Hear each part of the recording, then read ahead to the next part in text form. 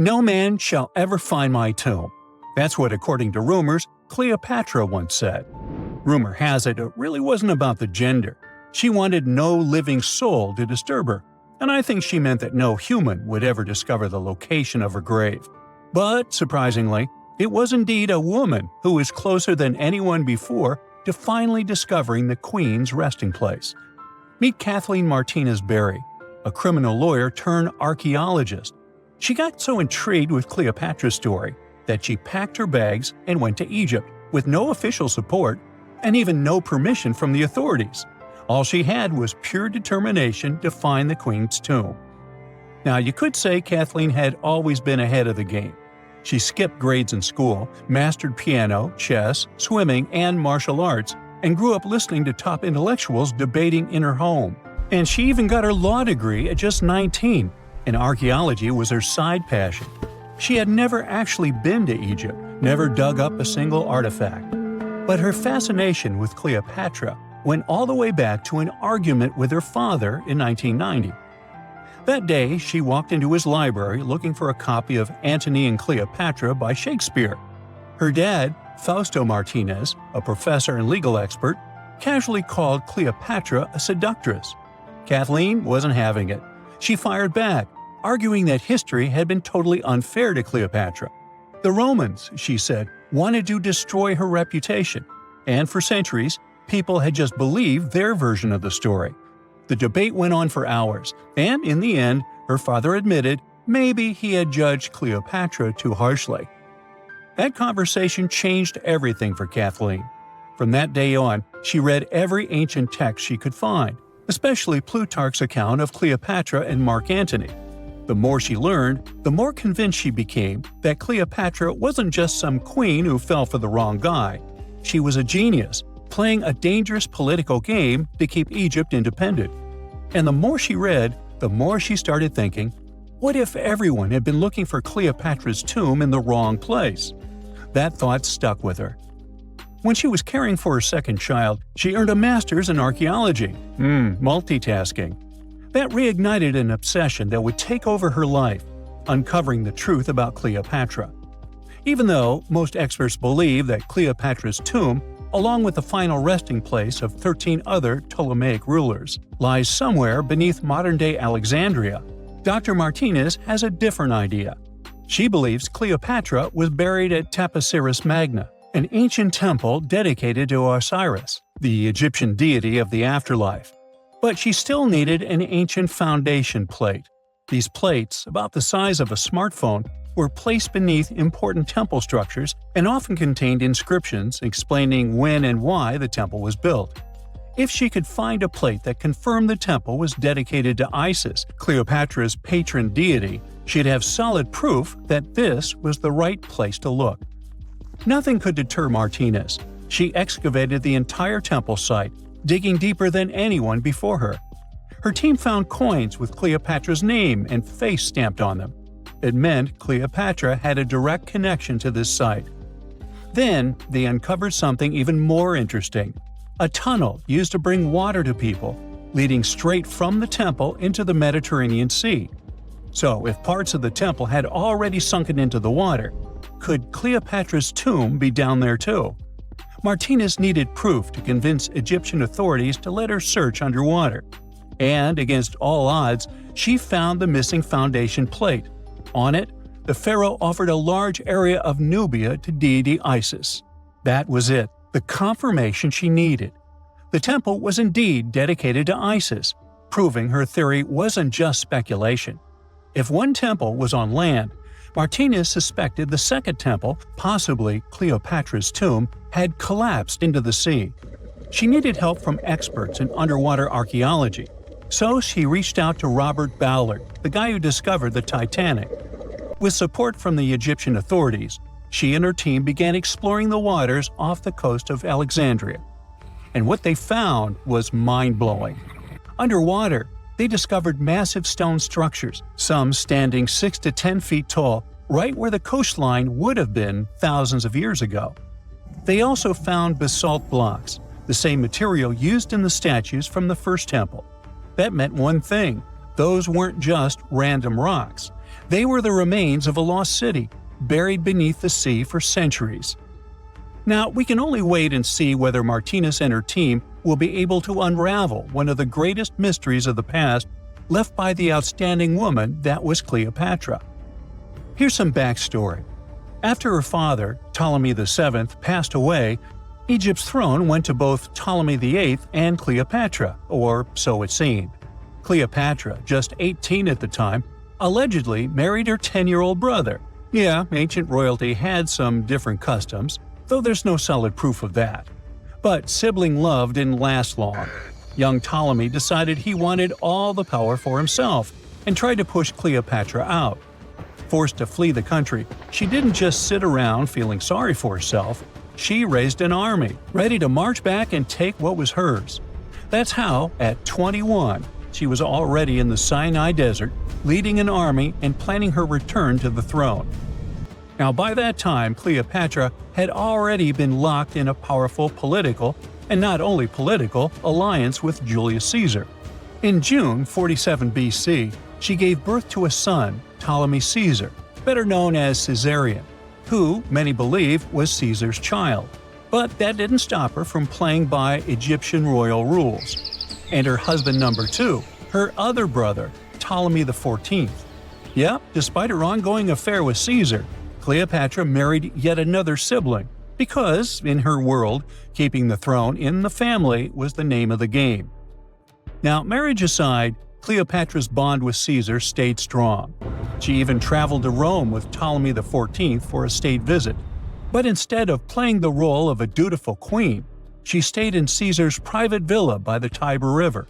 But after Julius Caesar lost his life in 44 BCE on the Ides of March, Cleopatra's political standing became shaky.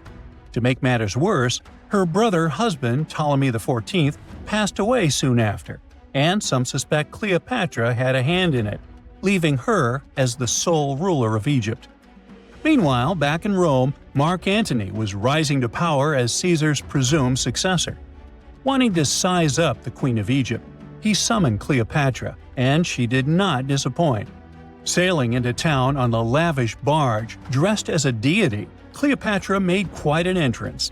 Antony was instantly mesmerized, so much so that he left his third wife back in Rome and followed Cleopatra to Alexandria, where their relationship turned into a full-blown royal affair. The two had 3 children together. Together, they waged war against Caesar's adopted son, Octavian, in a battle for control of the Roman Empire. The last time the queen was seen, she was in her mausoleum, dressed in full royal splendor, diadem on her head, lying on what Plutarch called a golden couch. When Antony and Cleopatra lost at Actium, Octavian's forces marched into Alexandria. Cleopatra apparently knew the end was near, so she locked herself inside her mausoleum, surrounded by gold, silver, pearls, and priceless art. Those were the treasures she threatened to burn rather than let the Romans take them. Antony, meanwhile, wasn't going to let the Romans capture him alive. He wounded himself with his own sword, but before he passed away, he was carried to Cleopatra's side. She held him as he took his last breath in her arms. A little over a week later, Cleopatra made her own choice. Rather than face humiliation as Octavia's prisoner, she ended her life. Legend says it was the bite of a deadly asp, though history isn't quite clear on that. At the time, Cleopatra was only 39. Sounds like a rather full life to me. In November 1922, a boy walked through the desert mountains of Egypt and discovered some ancient steps carved into the rock. Subsequently, this find became one of the world's largest and most significant archaeological discoveries. This step was part of Tutankhamun's untouched tomb. Archaeologists found about 5,000 ancient objects, including jewelry, fabrics, painted vases, and funeral masks. You've probably seen one of them. It has become one of the most recognizable attributes of ancient Egypt. More than 100 years have passed since then, and now humanity has finally become close to another large-scale discovery, the tomb of Cleopatra. This queen was the last active ruler of the Ptolemaic Kingdom of Egypt, who sat on the throne from 51 to 30 BCE. There are many ancient records about Cleopatra, her reign, and her unusual personality, but until now, no one has discovered the secrets about her passing away in the burial place.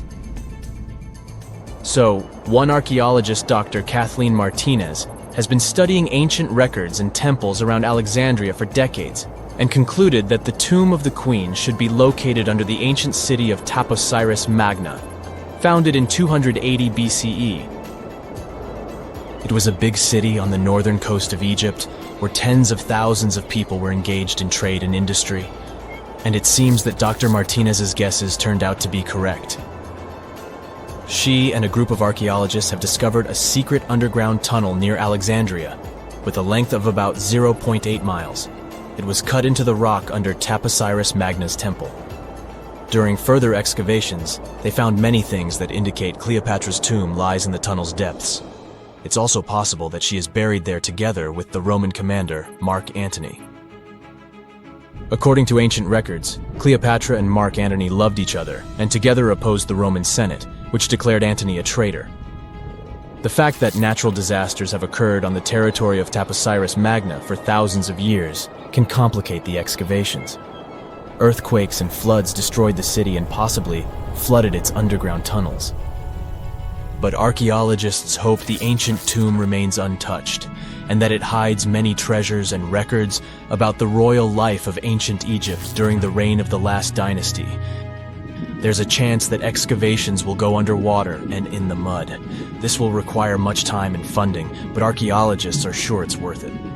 Anyway, it's too early to say that Cleopatra is really buried there, but scientists have found many things in the tunnel that confirm this, including clay pots, dozens of coins with the image of Cleopatra and Alexander the Great, as well as a bust with the image of the Egyptian queen.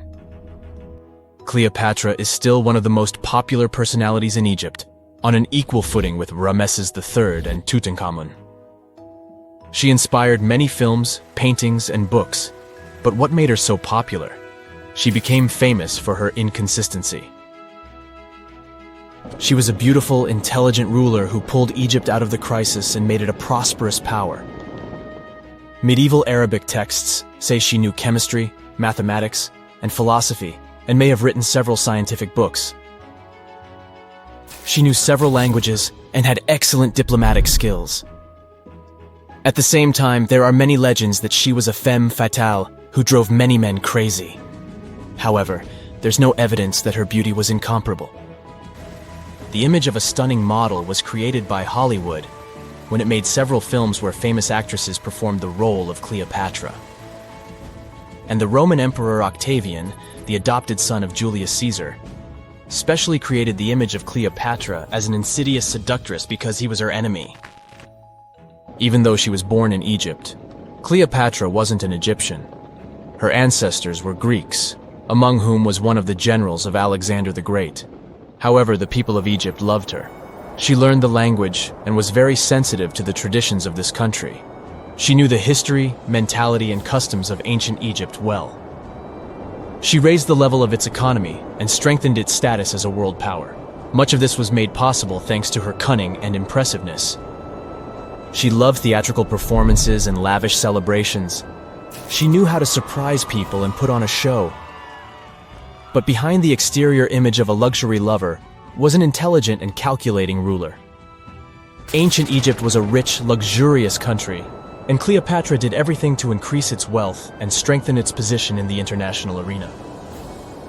For example, she was once in conflict with her brother Ptolemy XIII Odd.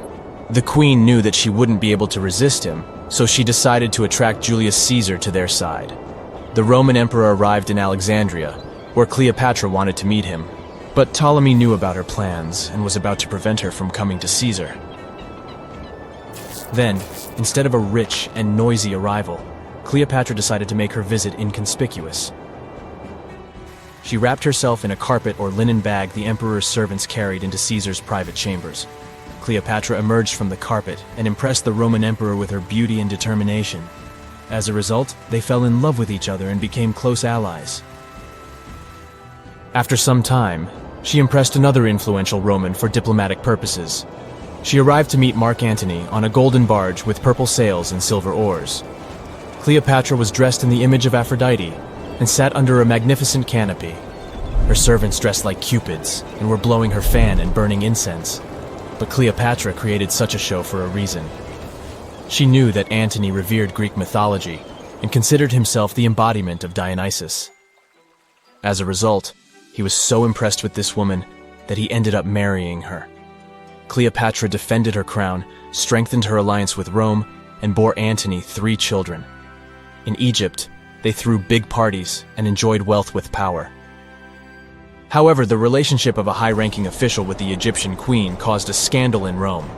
Octavian was Antony's primary opponent in the struggle for power, so he exploited the situation to darken the competitor's reputation. He used propaganda to make Cleopatra an insidious seductress in the eyes of Roman citizens. He accused Antony of succumbing to her charms. The Roman Senate supported Octavian and declared Cleopatra an enemy. In 33 BCE, this conflict reached a high point when Antony's navy clashed with Octavian's fleet. The latter won and forced his enemy to flee to Egypt with Cleopatra. According to some records, they took refuge near Alexandria. Pursued by the Romans, they hid in one of Cleopatra's palaces and met their end. Some legends say that Cleopatra was an expert in poisons. She provoked a venomous snake, a viper or an Egyptian cobra, to bite her. Also, according to another legend, she pricked herself with a poisonous needle. There's a theory that Cleopatra always carried an ampule with poison inside her hairbrush. And when she was cornered, she soaked the needle with this poison and pricked herself. None of this can be said for sure. Scientists are still trying to find out the truth. Perhaps when they reach Cleopatra's tomb, the world will get more answers about her tragic fate. She is considered the last ruler of Egypt. After her passing, Octavian plundered her palaces and temples and returned to Rome, where he became the main emperor. He successfully ruled the country and expanded its borders. His reign ended when he turned 75. World history would have looked different if Cleopatra and Mark Antony hadn't lost that naval battle. By the way, did you know that more time has passed between Cleopatra's reign and Neil Armstrong's flight to the moon than between the reign of the Egyptian queen and the construction of the Great Pyramid of Giza? Armstrong took a step on the Earth satellite in 1969, 38 years after the birth of Cleopatra. And the construction of the pyramid took place in 2560 BCE. Imagine how long the history of ancient Egypt is. Cleopatra is closer to us in time than to the pyramids. When you hear the word mummy, you might get a chill down your spine. That's because most of us associate this word with those creepy characters we've seen in some scary movies. But in reality, mummies have helped us understand a lot about ancient civilizations, their rulers, and about how people used to deal with losing their loved ones. The people most famous worldwide for their mummies are the ancient Egyptians. They believed that some sort of existence after passing away was possible, if certain conditions were met. That's why they insisted on preserving the human body through the process of mummification and placing the mummy in a furnished tomb, kind of like giving it a fully functioning apartment of its own. Why did they believe in this? Well, because they were deeply connected to their natural environment for the most part. They saw the natural cycles around them, like how the sun rose every day, followed by the moon, or how new life was always sprouting from plants, even after they had wilted away. They also believed that the powerful spirit Osiris, who represented the cycle of passing away and resurrection, played a role in this process. To prepare for the afterlife, the ancient Egyptians followed certain rituals, like mummification, which involved using materials like honey, resins, and incense to preserve the body. There's no other mummy more popular than that of King Tut. He was a young pharaoh who ruled over 3,000 years ago in Egypt. The problem with discovering ancient royal tombs is that most of such burial sites were previously robbed. People knew ancient rulers had been left with many valuable belongings, so those locations became vulnerable to thieves. When King Tut's tomb was opened in 1922, people were excited because it had not been robbed, like many other previously discovered royal tombs. That's how well hidden it was. Inside, his mummy was encapsulated in a total of 3 coffins, including one made of gold. The objects found in his tomb showed us what ancient Egypt was like, and studying his mummy also helped us learn about the culture and practices popular at the time when he passed away. We also learned about his family by looking at his DNA. Scientists were able to discover that he had had a disease called malaria and a problem with his foot that might have made it hard for him to walk. Ramses II was another pharaoh in Egypt who ruled for 68 years, which was quite a lot back in the day. He was known for his expansion campaigns and building projects. Many objects from his time as a ruler still exist today, including a large statue of him. Ramses II was about 6 feet tall and lived to be about 90 years old. After looking at his mummy, scientists concluded that he may have had a medical condition that affected his spine. Now, remember those thieves I mentioned before? They are probably the reason why Ramses II ended up in a plain coffin in a secret collection of royal mummies at Deir al-Bahari, which was rediscovered in 1881. Thankfully, archaeologists were able to identify him because his journeys had been recorded on his wrappings. The process was really tedious too. In fact, in ancient Egypt, the mummification process could take a staggering 70 days to complete. A special person would say a very specific speech while delicately handling the body and drying it out using a type of salt called natron. They also used linen and resin to make the body look more lifelike and to wrap it in cloth. The tomb was equally as important for ancient Egyptians.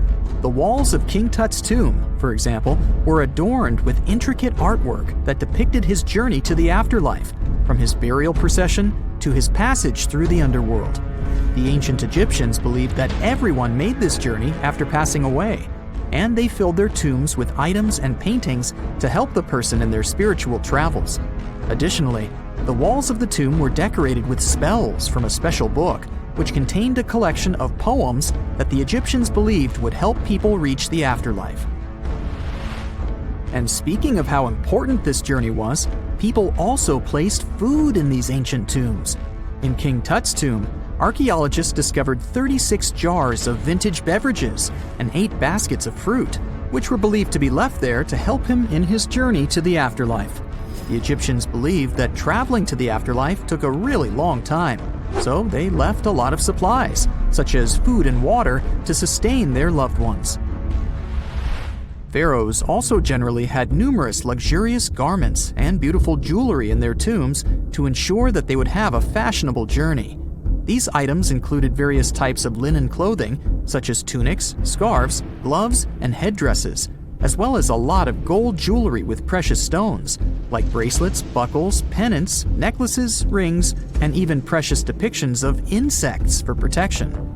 Some were also deposited with fans made from ivory and ostrich feathers to keep them cool in the afterlife. Some ancient rulers were even placed in their forever apartments along with boats.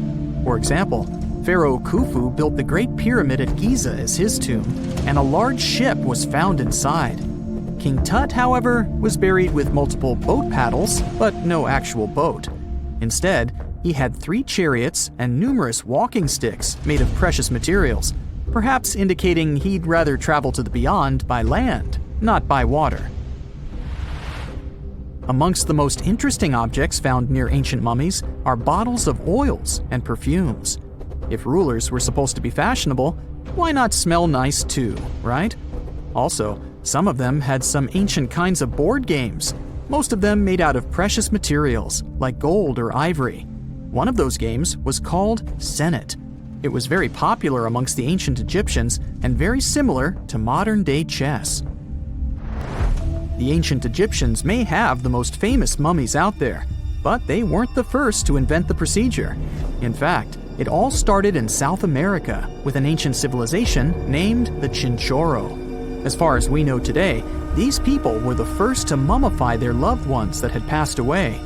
They did it somewhere around 2,000 years before the Egyptians started their own rituals.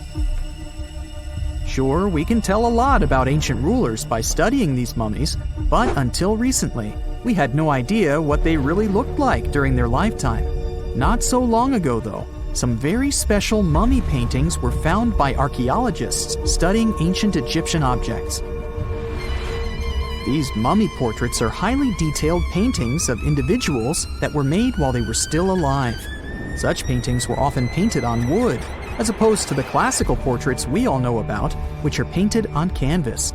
They are known for their realism and beauty, and have even been used by researchers to diagnose diseases by comparing them to the corresponding mummies.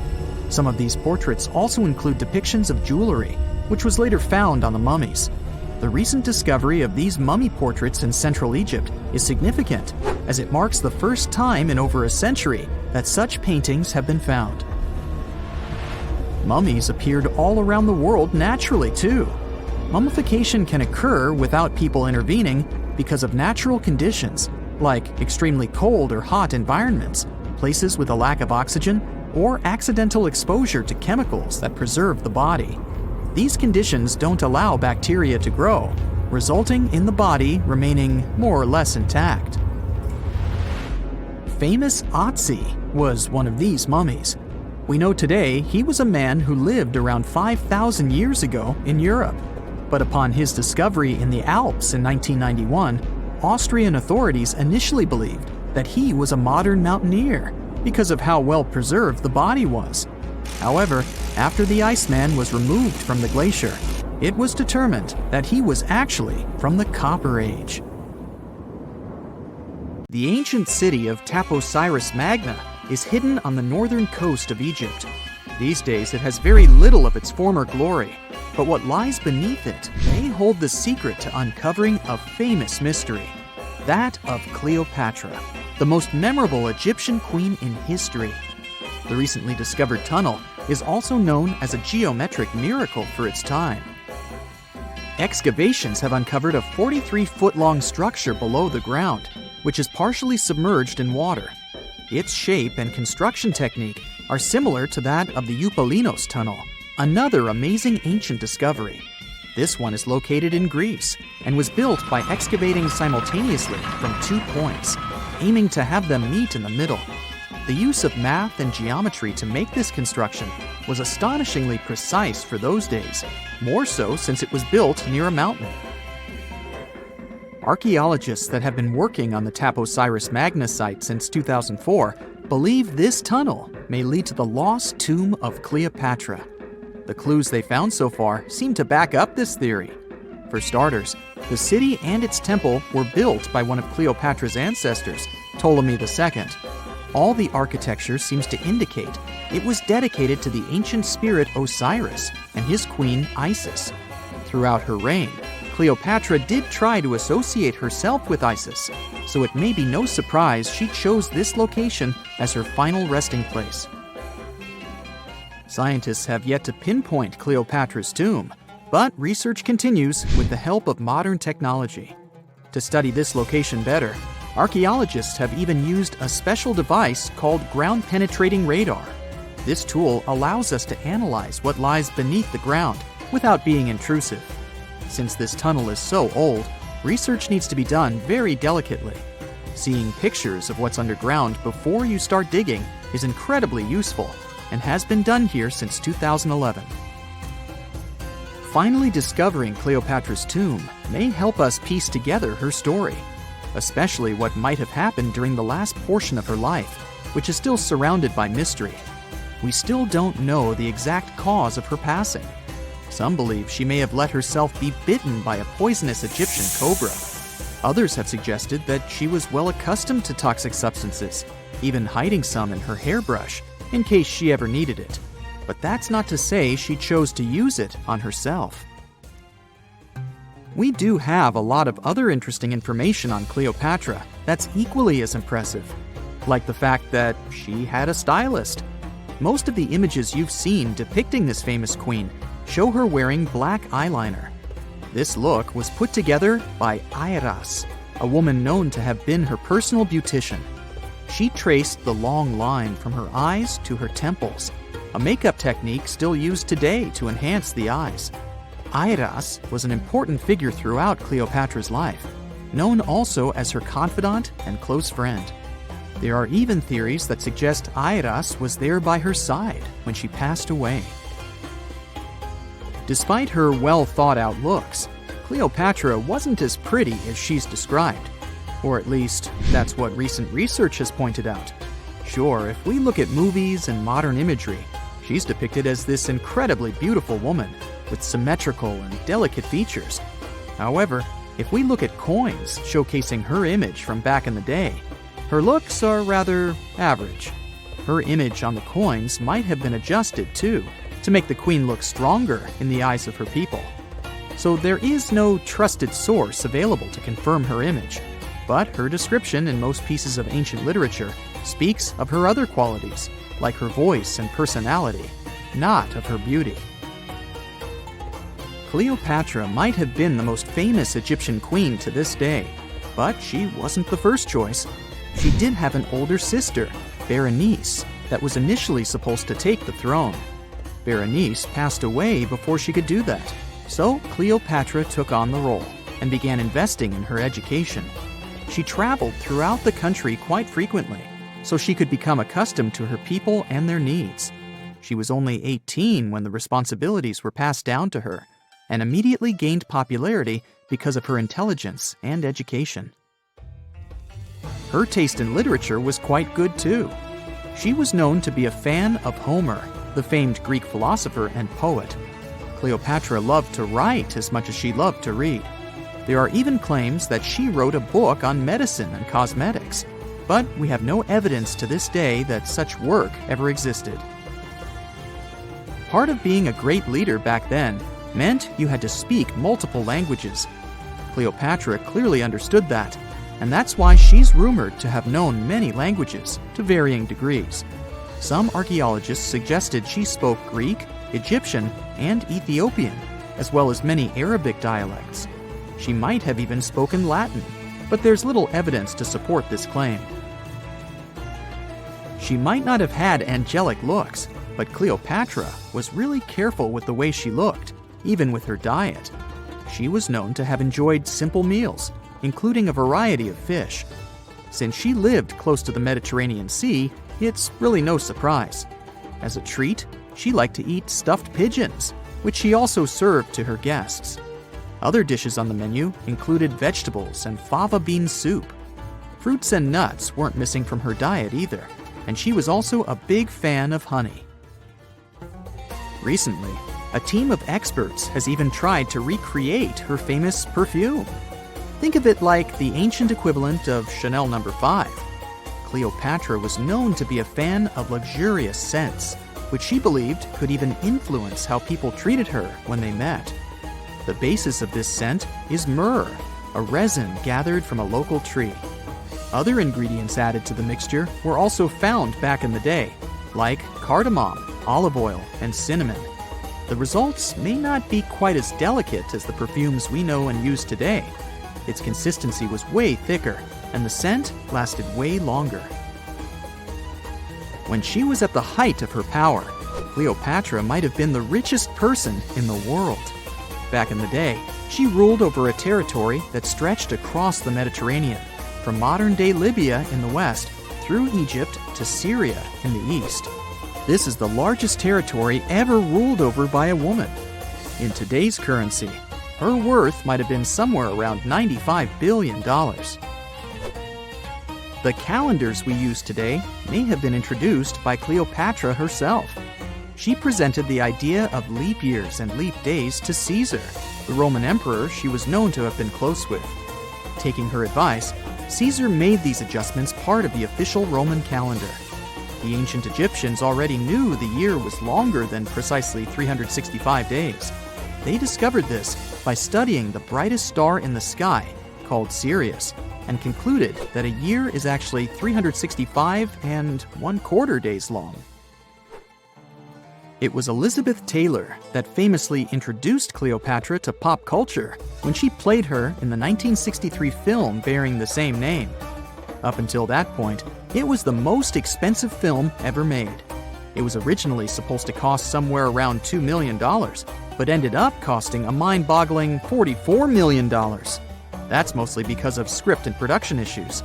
To make this iconic movie, producers created 79 sets from scratch, as well as over 26,000 costumes for the cast. Elizabeth Taylor's Cleopatra costumes alone cost somewhere around $200,000. Thankfully for the producers, the movie made headlines and was well received by critics, making it a box office success. A lot of people associate Cleopatra with another famous Egyptian ruler, King Tutankhamun, nicknamed King Tut.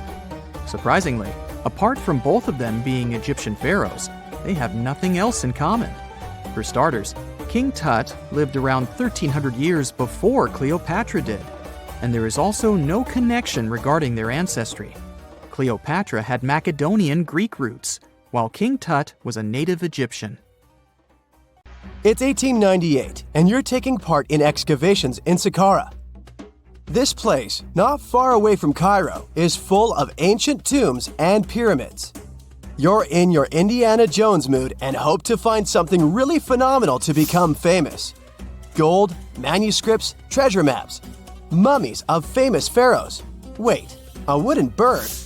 You're really disappointed as it looks like a regular toy. An old one, but still. Little do you know that years later, someone would propose that your bird was actually an ancient monoplane. So the artifact, nicknamed the Saqqara bird, is made of a sycamore tree. The birdie has a wingspan of just 7 inches and weighs around 40 grams. A perfect original souvenir from Egypt, I would say. It's over 2,000 years old and looks pretty plain, without any carvings of feathers or other intricate ornaments.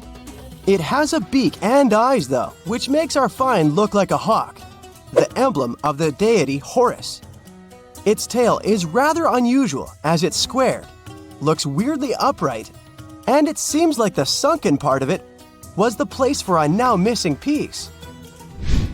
Humans love solving a good mystery, so there have been several attempts to explain the use of the birdie.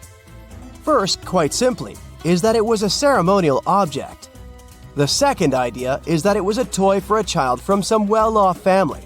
It could have been some sort of boomerang, which was a popular concept in ancient Egypt. Then there was a theory that the bird had been used as a weather vane.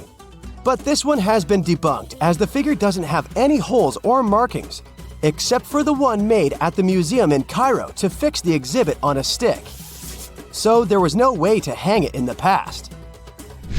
Almost a century after the bird was found, Egyptologist Dr. Khalil Masiha proposed a new theory that it could have been a model of a monoplane. He believed the bird was missing a horizontal tailplane. Otherwise, it had its wings set at a right angle, similar to that of modern planes.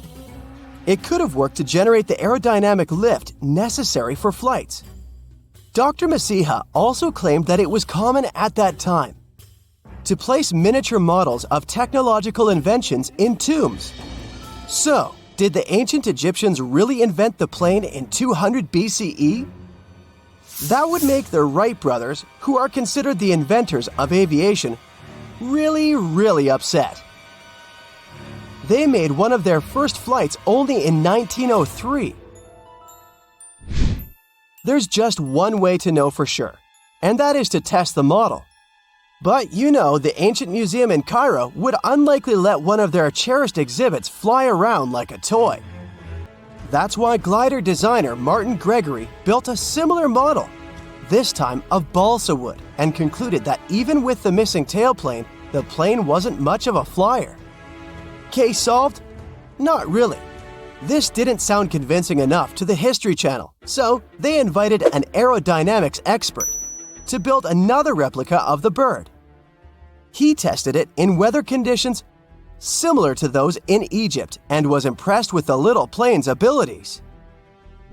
So, if they did invent the prototype of a plane back in the times of pharaohs, it would be a good example of an oupart. That's an out-of-place artifact, an object that's way ahead of its time in terms of technology or history. And the Saqqara bird isn't the only example of such a revolutionary concept. In 1901, a group of divers retrieved the Antikythera mechanism from an underwater shipwreck near the Greek island of Antikythera. It's been dubbed the world's first analog computer, and it's currently dated around 100 BCE. The bronze mechanism could tell the position of the sun, moon, planets, and stars, as well as the lunar phase, the dates of upcoming solar eclipses, and even the speed at which the moon moves through the sky. No one's sure who used it and how or where it was made. But it's obvious that it's extremely precise and way too advanced for its time. The first flushing toilets in the world were invented in the middle of the 20th century. Just kidding.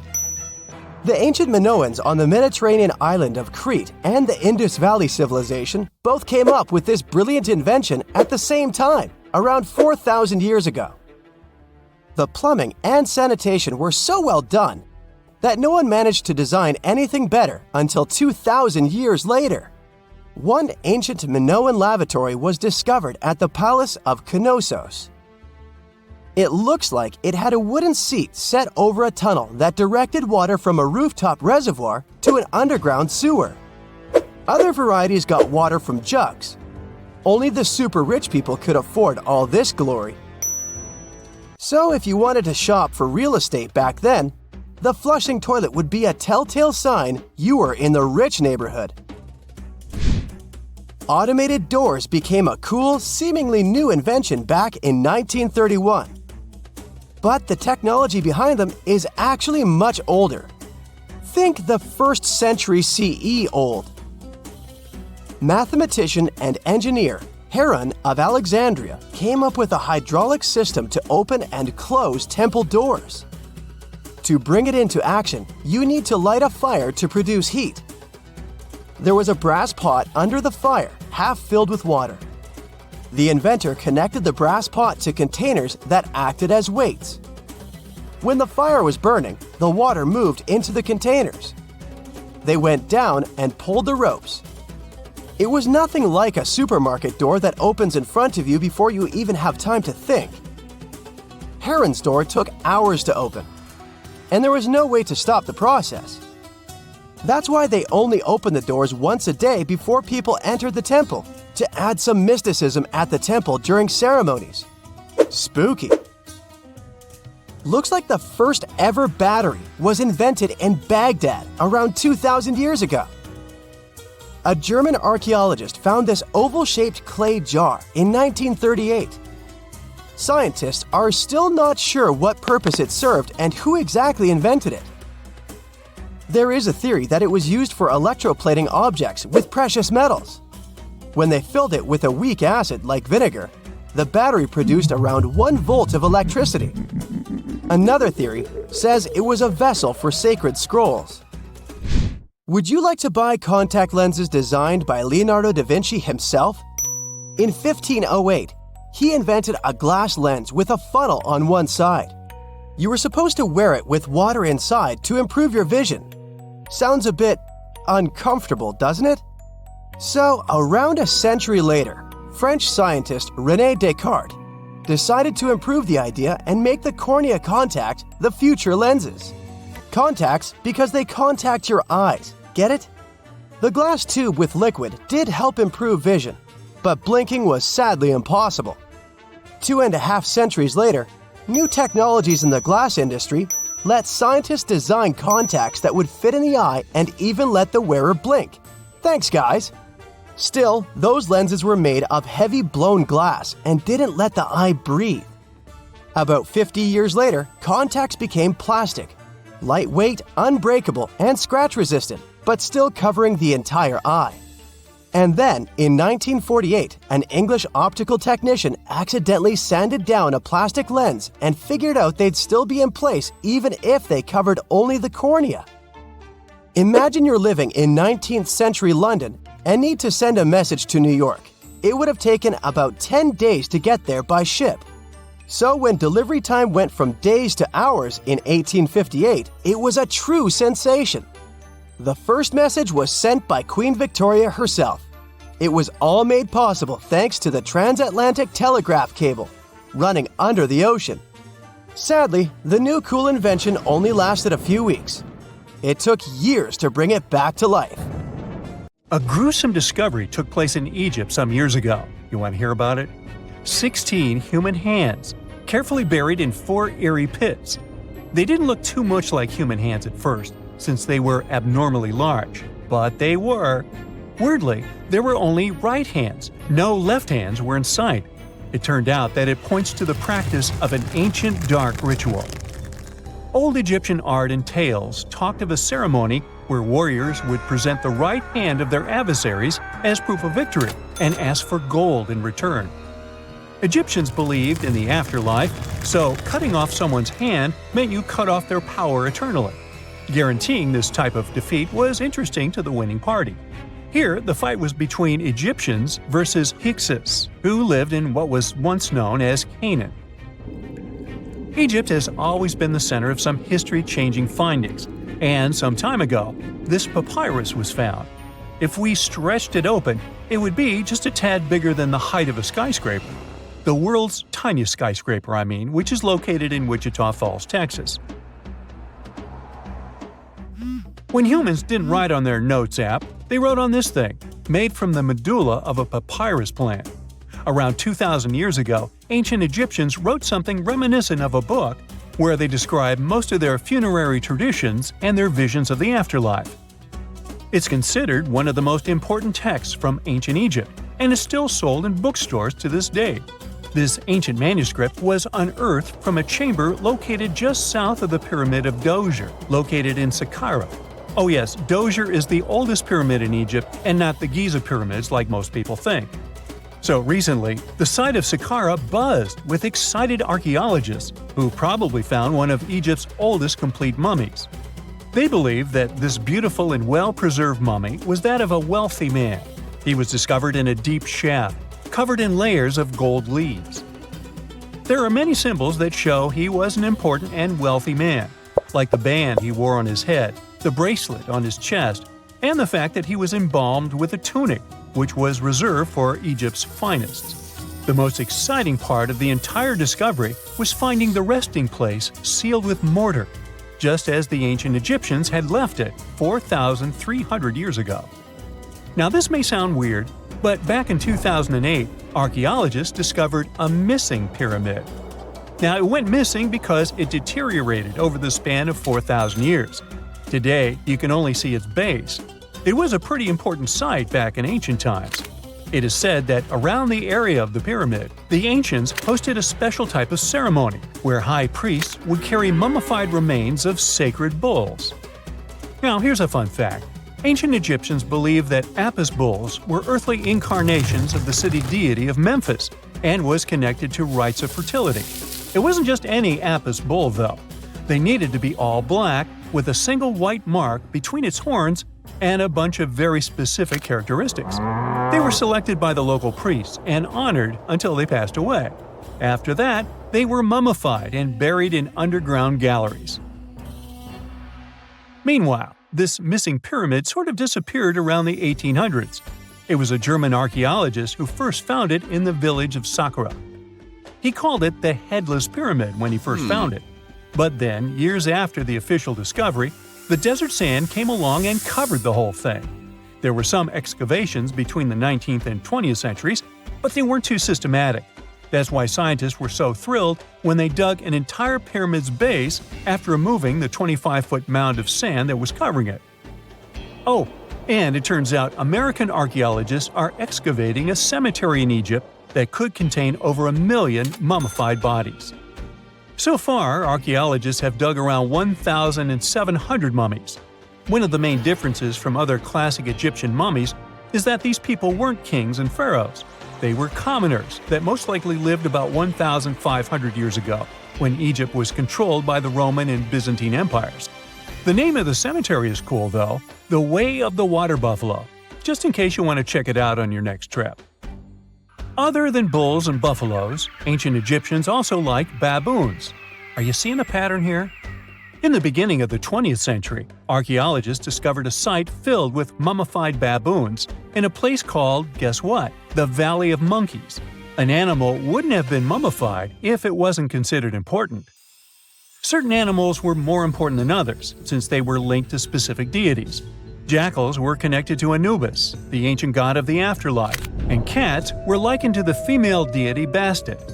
Baboons were a pretty big deal, since they were believed to be connected to Thoth, the deity of wisdom and advisor to Ra, one of Egypt's supreme deities.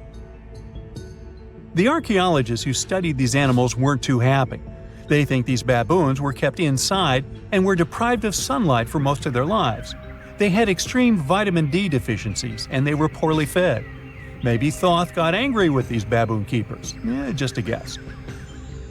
Since there's never a boring day for archaeologists in Egypt, they also found human mummies with golden tongues.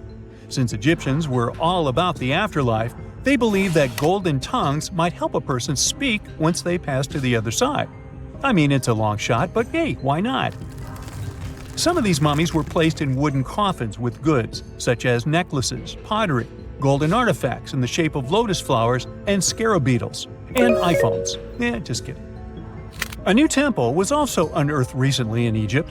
Scientists believe it was dedicated to honor Zeus Cassios. That deity would be a cross between Zeus, the almighty Greek deity of the sky, and Mount Cassios. While digging around the Sinai Peninsula in Egypt, archaeologists spotted two pink granite columns poking out of the ground, and bingo. They believe these columns represented the temple's front gate and collapsed during an earthquake many years ago. And speaking of deities, there weren't only super serious deities. Recently, scientists unearthed a golden ring in a city south of Cairo. No, Frodo, it's not magical. It was a normal gold ring, but it had the depiction of the deity of fun, officially named Bes. This deity is often described in sacred texts as a happy chubby dwarf. Today, many tattoos we get are sorta deprived of any sense and are made of aesthetic purposes only. In ancient Egypt, though, women would get tattoos as a token of protection for childbirth. That's what scientists think, at least. Around the Nile region, scientists found some mummies that had well-preserved tattoos, which is a rarity since the skin deteriorates so easily. Two of these women tattooed their lower backs, and the drawings were simple. They were mostly pictures, including that same chubby dwarf we just talked about, Bes. He also had a side hustle as the protector of women during childbirth. Now, would you believe me if I told you ancient Egyptians invented robots? No? Well, that's because that's not entirely true. Sure, they were astronomers, mathematicians, and engineers, and somehow they also squeezed an eccentric invention into that package – an automated deity some scientists called Hathor. This wooden statue had been in the Metropolitan Museum of Art for years before someone noticed its secret. With the help of an X-ray machine, specialists discovered a mechanical operating system inside it. The pulley-like axis goes from the statue's shoulder to her left leg. When the system rotates, the statue raises and lowers her hand. Hey, pick me! Pick me! I got my hand up here. Most people know that pyramids were built as grand tombs for the pharaohs, designed to ensure they had a smooth journey to the afterlife. The Great Pyramid of Giza, for instance, was constructed for the pharaoh Khufu. But what most people don't know is that this whole pyramid building trend started right here, with the step pyramid of Djoser, about 4,700 years ago. This massive structure was built for Pharaoh Djoser, a ruler from Egypt's 3rd dynasty. It rises 7 layers high above the ground and stands about 200 feet tall. We think of it today as a phenomenal architectural project, but for ancient Egyptians, the step pyramid of Djoser turned out to be more like a massive experiment, a trial run, if you will, to perfect their building skills before they moved on to even more ambitious pyramids. Reaching new heights is super exciting, but the real mystery is what is going on below the ground. In this pyramid's underground labyrinth, there is a network of tunnels stretching about 3.5 miles long, and some researchers believe these tunnels might have been part of a sophisticated water system that could completely change what we think about pyramid construction. Let's talk about this massive complex located in Saqqara. Surrounding the pyramid, there's what's known as a dry moat, a continuous trench that is up to 164 feet wide and almost 2 miles long. It forms a sort of rectangular shape around the pyramid. This trench has an average depth of about 65 feet. Now, if you were to add up all the earth and rock they dug out to create this moat, it would be about 10 times the volume of the step pyramid itself. For the longest time, people just assumed this trench was nothing more than a huge quarry, a place where they dug up stone and clay to build the step pyramid.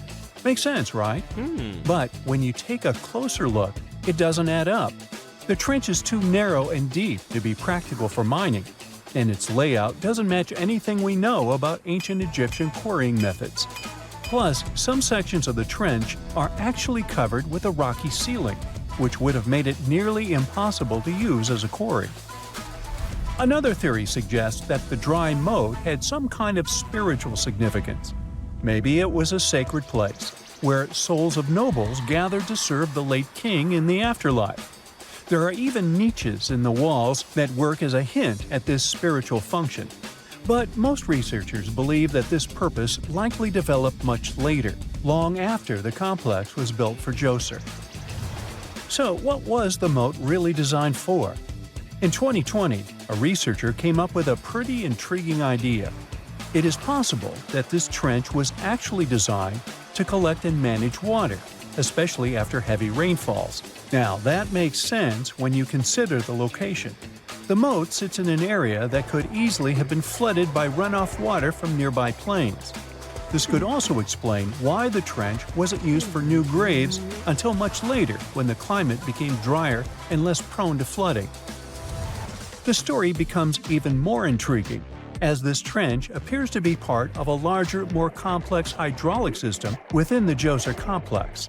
It is like the trench has several compartments, carefully carved out of the rock and connected by tunnels.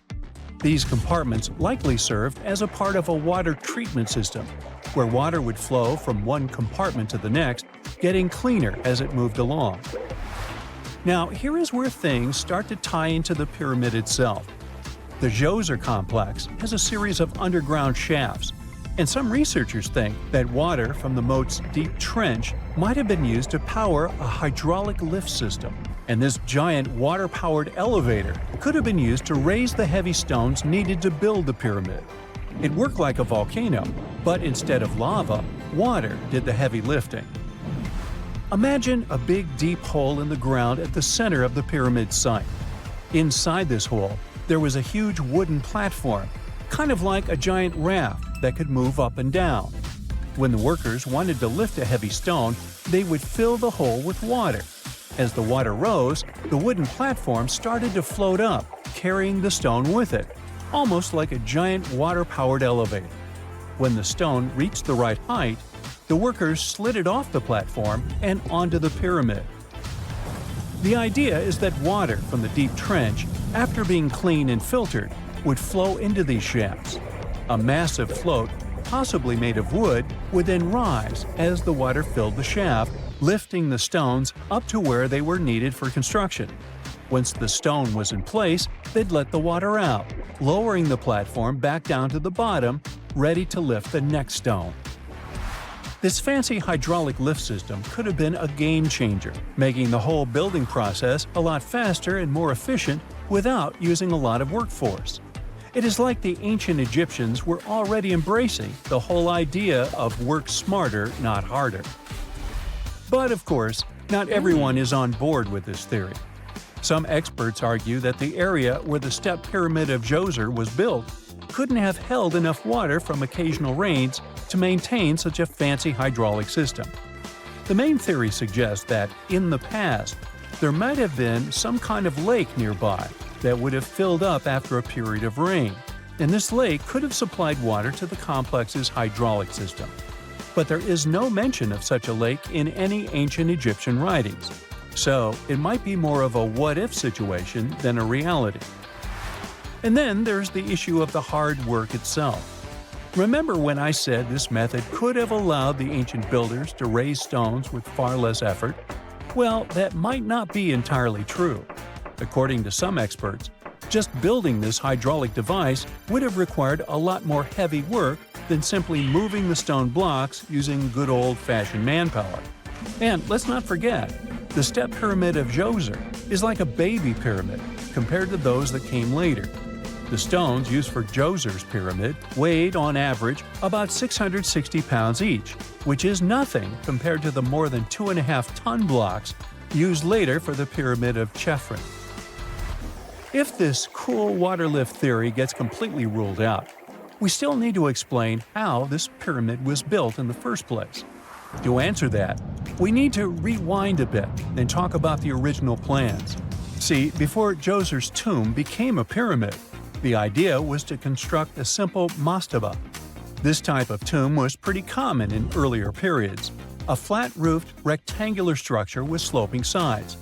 But after the original mastaba was finished, they decided to expand it a bit by adding more layers on top. And then they added even more layers, until the construction reached 6 distinctive steps, each one smaller than the previous. And they probably did all this by raising those heavy stones using ramps, not a water-powered elevator. There is still so much we don't know about the step pyramid of Djoser. More research is definitely needed to fully understand how this system worked, or if it even existed at all. But the idea of using water to help build the pyramid adds a whole new layer to our understanding of ancient Egyptian engineering.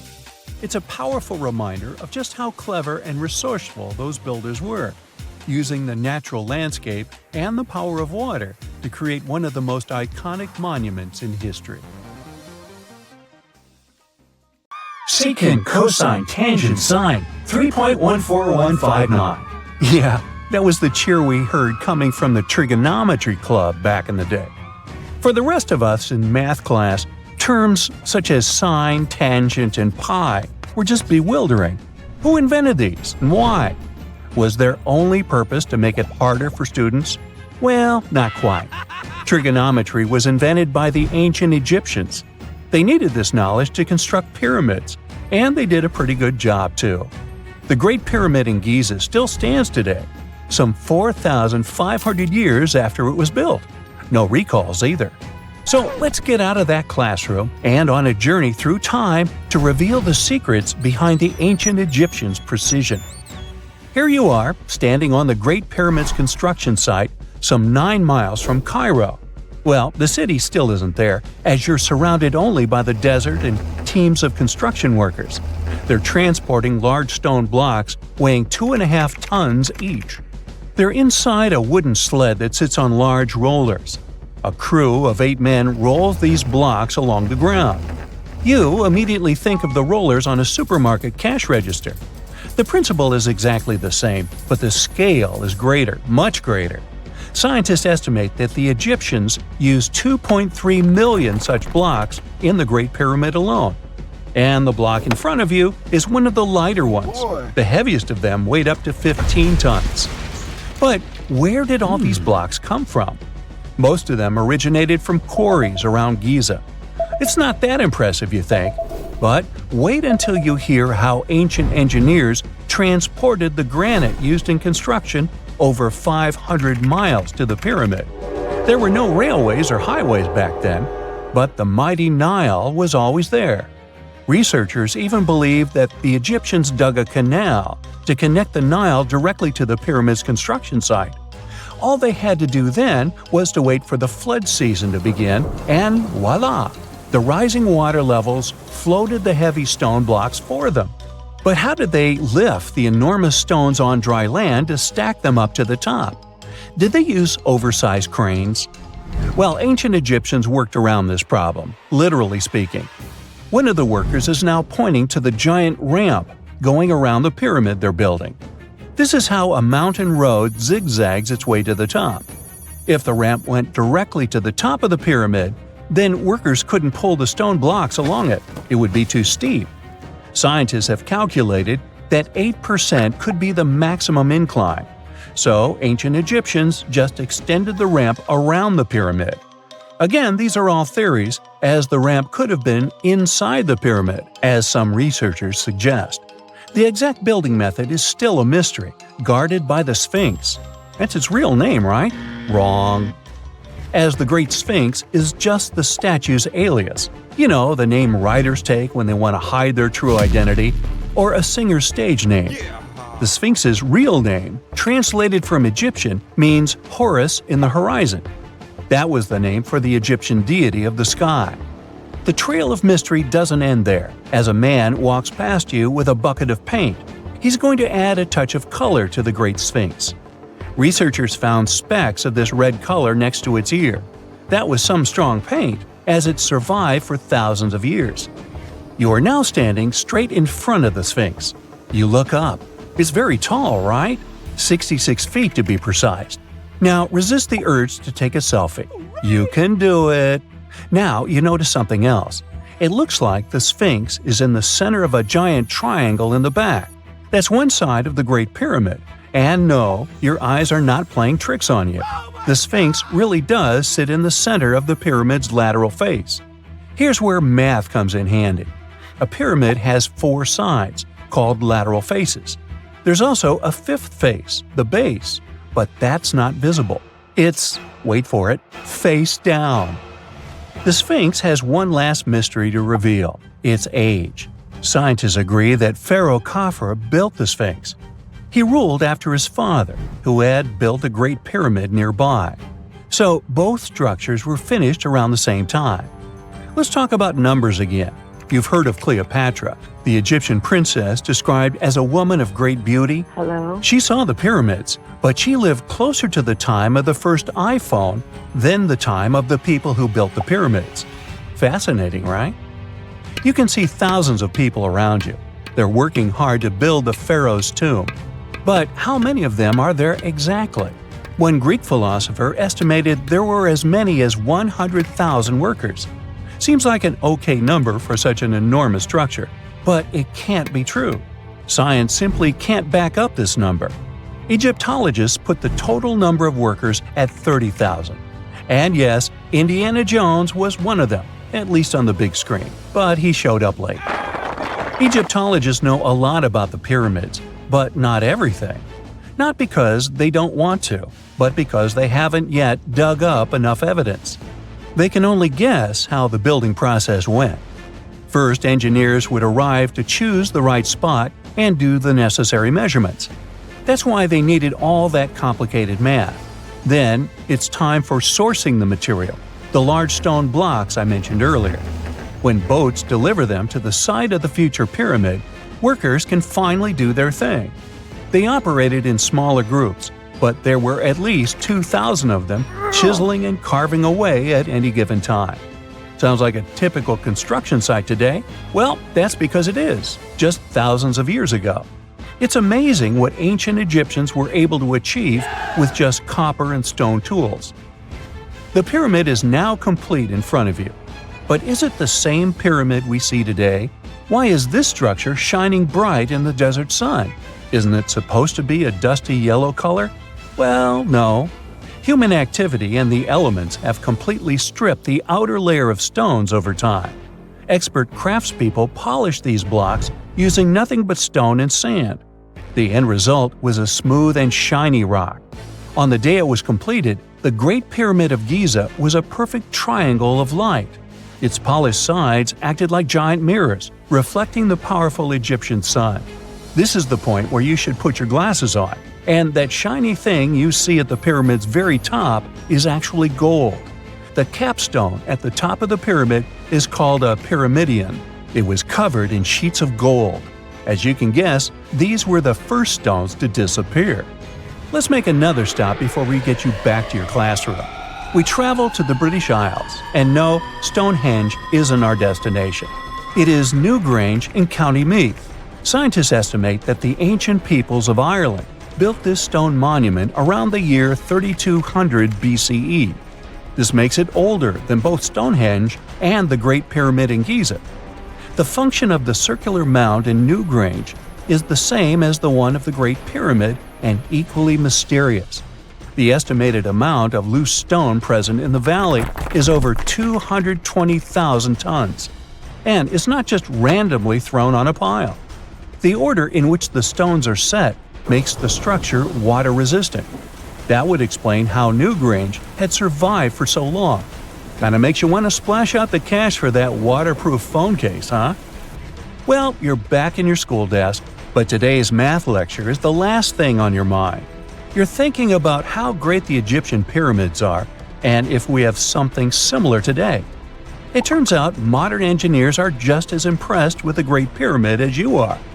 There's a glass pyramid sitting in the main courtyard of the famous Louvre Museum in Paris.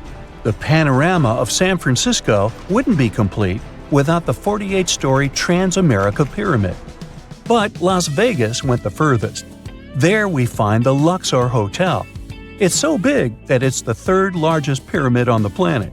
And guess what's in front of it? Yup, a replica of the Sphinx. It's 110 feet tall, 2 stories higher than the one in Giza. Yeah, everything's bigger in Vegas.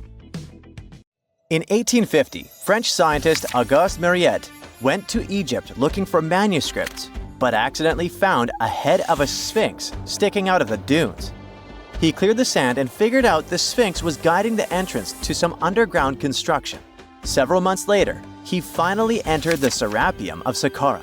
Inside, he found an enormous granite sarcophagi with remnants of 64 bulls. Scientists are still amazed by the tech that the ancient Egyptians used to transport those enormous boxes. The Serapium was built around the year 3000 before the Common Era. It was an underground tomb built to honor the sacred Apis bulls of ancient Egypt.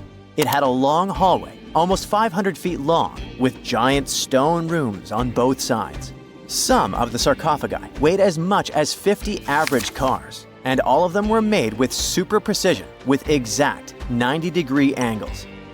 These sarcophagi were beautifully decorated with hieroglyphs and carvings that told stories about the lives and importance of the Apis bulls. Now, there are 24 sarcophagi left. In ancient Egypt, Apis bulls were very special animals connected to the deity Ptah. They thought the bulls carried Ptah's spirit and wisdom, helped the pharaoh, and protected the Egyptians. Priests looked for special markings on young bulls to find Apis bulls. It could be a white triangle on its forehead, which symbolized divine light, a shape on its back like a vulture's wing, and a scarab shape under its tongue, which stood for rebirth. If a bull had these signs, they believed it was chosen by Ptah and treated it like royalty. The chosen bulls lived in a special temple in Memphis, the city where they worshipped Ptah. They received the best care and offerings from visitors who wanted their blessings. When an Apis bull passed away, it was treated with great honor and mummified. When Mariette entered the Serapium, he noticed traces of rollers on the gallery's floor and found 2 wooden horizontal winches. Each had 8 levers. Later, other explorers saw double rails. The burial chambers were lower than the hallway floor. To get the boxes into place, workers filled the chambers with sand so the sarcophagi could be rolled in straight. Then they slowly removed the sand to gently lower the boxes into perfectly cut spaces in the bedrock. A carved stone sign found in the Serapium said it took 28 days to move just one sarcophagus and its lid into its spot during the time of Ptolemy II. The extreme precision of the sarcophagi with 90-degree angles also has an explanation. Ancient Egyptians wrote texts, or rather, papyrus, on geometry a long time ago. It shows that they knew the approximate number pi and could calculate the volume of a pyramid with its top cut off. If they could figure out complicated math like that back then, it makes sense that they could also carve perfectly flat surfaces 500 years later. All this sounds pretty legit, but some people think certain things don't add up here. The size of boxes is way larger than the size of bulls, yet they buried pharaohs in tiny coffins that barely fit their bodies. The sarcophagi are made out of granite with crazy precision, and they could have just used limestone, which would have made things way easier. The transportation of the boxes seems pretty simple, but only in theory. If one person could pull about 440 pounds, then at least 250 people would be needed to pull just one box. The tunnels in the Serapium are really narrow, only about 2 feet wider than the boxes themselves. There's no way hundreds of people could have squeezed into those tight spaces to pull the boxes. And even if they did, how would they turn the box in the cramped corridor, lower it into its niche, and place it perfectly in the middle? Somehow they did this 24 times, and every box is centered perfectly. Plus, the chambers were dusty and there were no signs of soot from lamps. This means they must have worked in almost complete darkness. The real use of the boxes could also be different. A long time ago, even before the Egyptian pharaohs ruled, the local people already knew how to use fermentation. It happens when tiny organisms called yeast eat certain ingredients like starch and turn them into gas and ethanol. So someone in ancient Egypt probably put food like barley, bread, and even meat inside a giant stone box, then closed it tight with a heavy lid. These stone boxes, carved from granite, were so precisely made that they were almost completely sealed, so nothing could escape from it. As the yeast inside the box started working, it created more and more CO2 gas. It built up pressure inside the box. The granite boxes were incredibly strong. They could handle more pressure than a car tire can hold. When granite was squeezed under such pressure, its crystals produced a tiny electric charge. This effect was possible because granite contains quartz, a material that reacts to pressure this way. The process also needed meat or animal parts, possibly to help the yeast grow better. Meat contains something called oleic acid, which yeast needs to keep growing and to survive the bad effects of the ethanol it produces. As the pressure inside the box kept growing, the combination of gases and electricity made these boxes not just ancient fridges, but powerful energy systems. Over time, the pressure inside got so strong that it could push the lid open and the gas would escape with a pop. But when people rediscovered the Serapium in 1850, they found old drawings that showed piles of stones stacked on top of some of the box lids. So, someone long ago probably tried to make the lids even heavier by adding extra weight to make it harder for the gas pressure to push them open. This extra weight also meant the quartz crystals in the granite could keep creating more electricity under all that pressure. If someone opened one of these stone boxes thousands of years later, they would only find bones from bowls that were placed in the box. And that's exactly what Mariette discovered in the 1850s. They opened the Serapium for visitors soon after the first excavations in the second half of the 19th century. Prince of Wales even had a luncheon with his guests in one of the sarcophagi. Sands and earthquakes made the site inaccessible for a while, but now you can visit it again and try to solve the mystery yourself. With new tech, we could have answers to many other historical mysteries soon. A team of scientists at Chicago's Field Museum of Natural History recently used a special CT scanner to learn more about ancient Egyptian mummies without unwrapping them. They gently rolled 26 mummies on custom carts out to the parking lot, where the scanner was waiting. It took thousands of detailed X-ray pictures of each mummy and their coffins. When all the pictures were put together, they created 3D images that showed what was inside, the skeletons, and some artifacts. The scientists hope these images will help them understand ancient Egyptian burial practices from over 3,000 years ago.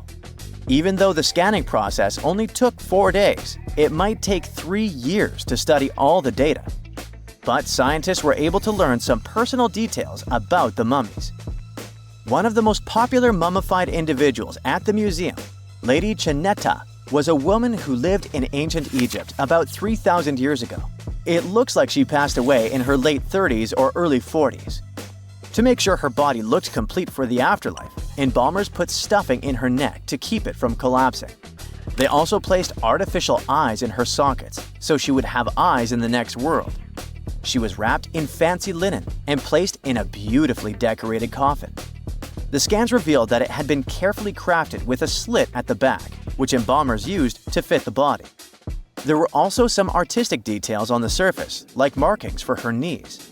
It looks like her burial was on the scale of a high-end luxury car.